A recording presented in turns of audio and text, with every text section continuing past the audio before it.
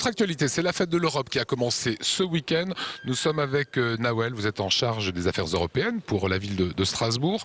Tout un mois dédié à l'Europe à Strasbourg, pourquoi ? Comme vous le savez, nous célébrons un anniversaire très important, le 60e anniversaire de la déclaration de Robert Schuman, qui est un peu l'acte de naissance de la construction européenne par un grand homme, Robert Schuman, premier président de ce Parlement européen. Et l'autre actualité, Nawel, c'est dimanche prochain, le Parlement européen ouvre ses portes. Tout à fait, mais en plus de cela, c'est aussi un moment festif, un moment citoyen, autour notamment de la marche de l'Europe qui débutera aux alentours de 10 h du matin et qui se terminera au sein du Parlement européen par l'accueil fait par le président du Parlement lui-même, M. Buzek, et la levée des couleurs en présence des 700 élèves de l'Euroscola. Cette marche européenne est grand public, ouverte à tous. Ouverte à tous. Tout le monde peut y participer, c'est gratuit, donc venez nombreux.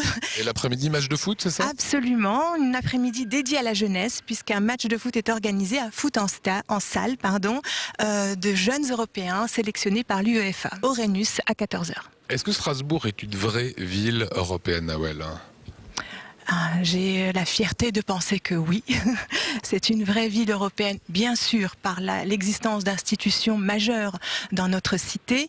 C'est une vraie ville européenne, j'en veux pour preuve l'attente très très forte des Strasbourgeois, de nos visiteurs, de découvrir ce quartier européen avec, nous l'espérons bientôt, l'ouverture d'un lieu d'Europe dédié. C'est une vraie ville européenne qui se sent au quotidien dans notre ville. Est-ce que vous pouvez nous en dire un petit peu plus sur cette future maison de l'Europe à Strasbourg ? Son ambition est simple, c'est que tout le monde puisse y accéder à tout moment pour y découvrir l'Europe. L'Europe sous sa forme pédagogique, donc des institutions européennes, leur rôle, leur mission. L'Europe historique, la construction européenne, comment elle a débuté, quel est son parcours. L'Europe conviviale, l'Europe culturelle, voilà, donc quelque chose d'ouvert, de vivant, pas un musée, pas quelque chose de figé, un lieu d'expression citoyenne. L'Europe solidaire existe, je pense notamment à la Grèce actuellement. Est-ce qu'on peut parler d'une Europe solidaire ?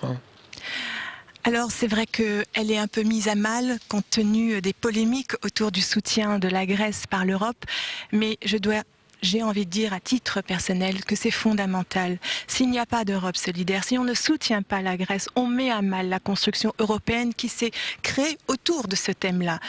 Et de manière très concrète, ne pas soutenir la Grèce, c'est mettre à mal l'euro. Et c'est quelque chose qui aura une conséquence négative sur tous les pays européens.